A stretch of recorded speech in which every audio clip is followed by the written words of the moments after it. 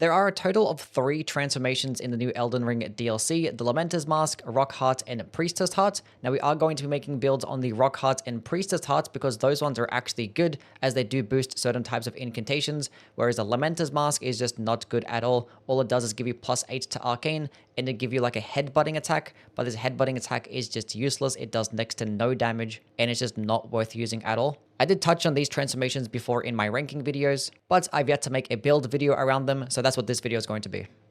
The Priestess Heart transformation does give you 7% to your damage negation, as well as +70 to all of your resistances, and upon using the item again when transformed, it does actually give you a 20% damage boost to all of your Dragon Cult incantations for the next 60 seconds. Now this is a unique buff that is going to stack with everything, and the Dragon Cult incantations are basically all of the lightning ones, except for things like Placidusax's Ruin and some of the Bale incantations. So to build around this, we're obviously going to go all into Faith, and we're going to have 2 Gravel Stone Seals, 1 in each hand, which is going to require New Game Plus. If you're not in New Game Plus, you can just put an Erdtree seal in your main hand and just have the Gravelstone seal in the offhand. But the reason why we have a Gravelstone seal is because it does give an additional 15% damage boost to your Dragon Cult incantations. And as long as you have it equipped, you just gain the benefits. You don't even need to use the seal itself. Now, all the Dragon Cult incantations are really good, but I am just going to focus on 3 in particular. Knight's Lightning Spear, Ancient Dragon's Lightning Strike, and Fortis Axe's Lightning Spear. Knight's Lightning Spear is going to be the best one as a projectile option. Ancient Dragon's Lightning Strike is going to be your one-shotting spell, or if you just fight those like larger bosses, this is just going to be the best option. And Fortis Axe's Lightning Spear is good against single targets that like to move around a whole bunch and don't really give you longer openings, because this actually does give you a bunch of hyper armor. Now, if you didn't like how long the animation was, or if it was a bit too expensive, you could just use regular Ancient Dragon's Lightning Spear. It's basically the exact same thing, but it only shoots out 1 instead. It's not going to be the highest damaging thing, but it is going to be really good to just be able to trade out with enemies. You could also use something like Frozen Lightning Spear to be able to proc Frost, although it does not do it that quickly. And in the time that you're using this spell, you might as well use things like Ancient Dragon's Lightning Strike instead, because you're just going to be doing way more damage. Now, being that we are going to go into a pure Faith build, our weapon of choice is going to be the Coded Sword. It is just going to be like a holy damaging weapon, just gets a pure Faith requirement and a scaling. It's not going to be doing like the most amazing damage, and we're just going to be using it as a secondary option because our spells are going to be our primary options. You could honestly go into a pure caster build and equip something like Catch Flame as well, because this one is very cheap and can clean up a bunch of trash mobs.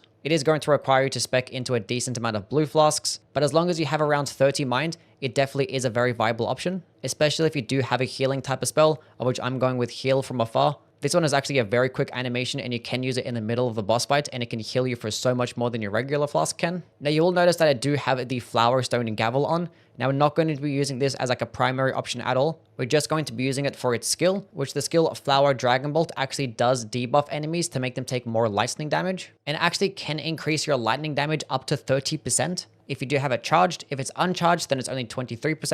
And it does also only last 20 seconds, but it is a very quick cast, and you can easily reapply it throughout a boss fight. But with how much damage you're doing with these incantations, those 20 seconds can be more than enough time to just melt every single boss. Now, as for the rest of the spells, I do have a Scarlet Aeonia. If you do go up against bosses, especially in later New Game Plus iterations, they're going to have a lot of health, of which status effects are going to be amazing, and Scarlet Rot is definitely one of the better ones, because this spell actually does over 600 Rot buildup in basically an instant, and is going to be the upgraded version of Scarlet Rot, so it will do 30% damage over the next 90 seconds. So if you wanted to, you could lead off the fight with this. And obviously we do have Golden Vow, which is going to be more damage and damage negation, and you can go with Howl of Shiburi. This is going to be a body buff that does boost the damage of all sources by 25%, but it does make you take 30% more damage. Unfortunately, this is like the only reliable body buff we can use to boost our lightning damage. So if you wanted to like min-max and like really one-shot those bosses, this is going to be a good option. But if you were noticing that you're taking a lot of damage and you're getting like 1 or 2 shot, then I definitely would put on a damage negation spell instead. But as for the talismans, we are going to have the Flox Canvas Talisman for 8% more spell damage, the Godfrey's Icon for 15% more damage to our spells and skills when fully charged, which this is going to work with the Flower Stone Gavel, Knight's Lightning Spear,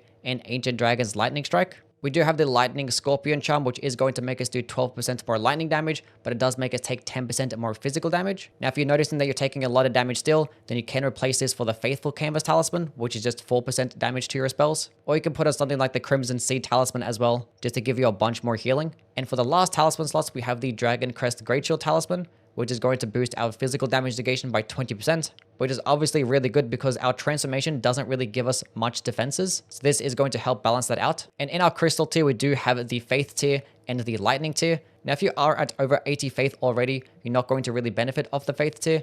And in that instance, you could just go with like a stamina boosting or a damage negation type of crystal tier instead. But the entire gameplay loop is basically lead off with either Scarlet Aeonia or the Flowerstone Gavel, spam Knight's Lightning Spear if they're at a distance, because this spell is actually going to do roughly 27 stance damage, do a whole bunch of damage, and enemies are not going to be able to dodge or input read it. As you see here against Millennia, she just does not react to it at all. If you fight those larger bosses, switch to Ancient Dragon's Lightning Strike, and if you fight those really quick small bosses, use Fortisax's Lightning Spear. And to kill trash mobs, you can use things like the Coated Sword or Catch Flame. The Rock Heart transformation, it does give you a 10% damage negation boost and plus 50 to all of your resistances, and upon using the item again when transformed, it does give you plus 20% more damage to your Dragon Communion incantations for the next 60 seconds, and this will actually stack with all other buffs as well. Now for a Dragon Communion build, obviously going to require a lot of Arcane and some Faith. Using the Dragon Communion Seal, I actually am going to have 2 of them, which is going to require New Game Plus, although it is not mandatory to do this. But the reason we have 2 is because this seal does provide the passive boost to Dragon Communion incantations by an additional 20%, and both of them will stack with one another. Now the Rock Heart's transformation does have amazing synergy with the Blue Dancer's Charm, because when you're at lower equipment load, your physical damage is actually boosted by a whole bunch. And being that transformations don't require any armor, you're basically going to be naked, and the Dragon Communion seals don't weigh anything, so you actually are going to get a decent amount of physical damage boost with this talisman equipped.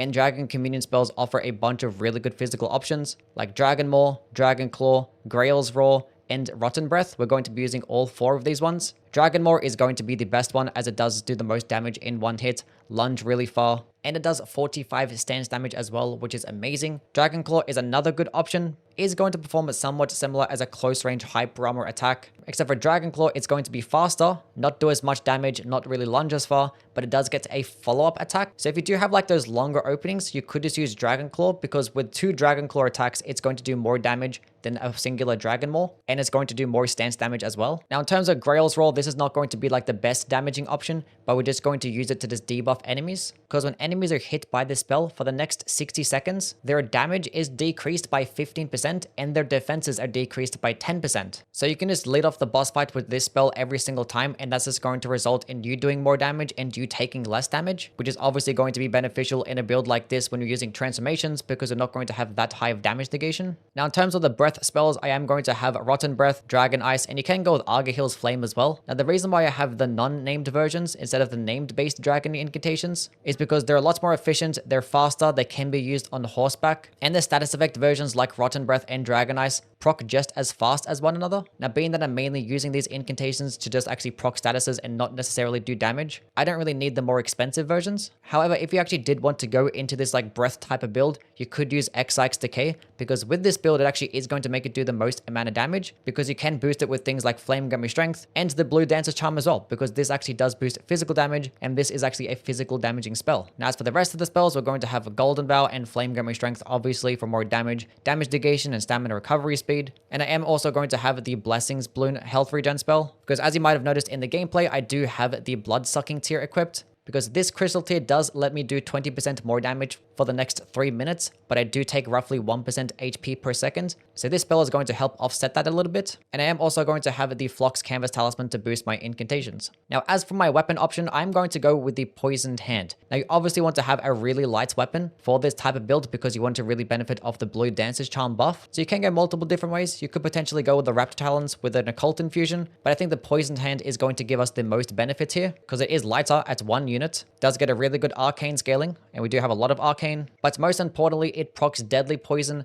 really quickly, which there are more enemies in this game that can be poisoned compared to Blood Out, and when you pair it alongside buffs like the Kindred of Rot Exaltation, we're just going to get a bunch more damage really quickly. And the Poisoned Hand actually does have a passive effect that actually works the exact same way, so when I proc poison on a nearby enemy, I'm going to get 7.5% more damage, and these will actually stack with one another. Now the buff itself does only last 20 seconds, but deadly poison only lasts about 30 seconds anyway, so by the time that the actual buff wears off, you can just go ahead and proc poison again to reapply the buff, and you can just keep this buff active at most times throughout the fight. But yes, this weapon can proc poison extremely quickly, because its skill does like a close range punching attack that doesn't really do much damage, but it does so much poison buildup to the point where it just procs poison instantly on almost every single enemy and boss in the game. And the weapon itself is actually really good. It gets the exact same moveset as the Star Fist and the Iron Balls. Therefore, those heavy attacks are just insane. They do 33 stance damage. So being that that is the case, I am going to pair it alongside the Spiked Cracked tier as well, because in any instance where I don't have enough time to get off like one of my spells, I can just go spam the charged heavy attacks. and it's get some really good damage, proc poison quickly, and get a decent amount of stance breaks off. But the whole gameplay loop of this type of build is leading off the fights with Grail's Roar to debuff the enemy. You could potentially use things like Dragon Ice to proc Frost as well, which is going to be a 20% additional debuff, and that will stack with Grail's Roar. Go proc Poison on an enemy to proc the buffs of the Kindred of Rot Exaltation and the Poisoned Hand. And all these buffs are just going to help you just improve the damage of your regular Dragon Communion spells. And have both of your seals equipped, use things like Dragon Maw, and you're doing so much damage in one hit. And every single boss is just going to get deleted very quickly. One thing to keep in mind is don't forget to reapply the Rock Heart buff. You have to have it in your inventory and you have to keep using it every minute. It is not that long of an animation, but it is very easy to forget about it because there's no visual cue. But yes, this build is definitely going to be better at higher levels as it does require a lot of faith and arcane investment because Grail's Roar does get a 28 faith requirement. And you're going to need a lot of arcane to really benefit off the spell damage and your weapon damage. Also, I did forget, but the last talisman is the Dragon Crested Great Shield talisman. It does give you 20% more physical damage negation. It's always going to be a really good talisman to have, but it's especially good to have with a transformation type of build because we don't really have much damage negation at all. Anyway, we're now done with that one. As always, let me know what your opinions are down in the comments below. And as for the next video, I'm probably going to cover a bunch more builds. There's so many really good weapons that I haven't really made builds on, so I kind of want to get in touch with all of those. So if you do have a particular weapon in mind that you do want to see a build around, just let me know down in the comments. But yes, definitely do subscribe for that. Anyway, catch you guys around. Bye.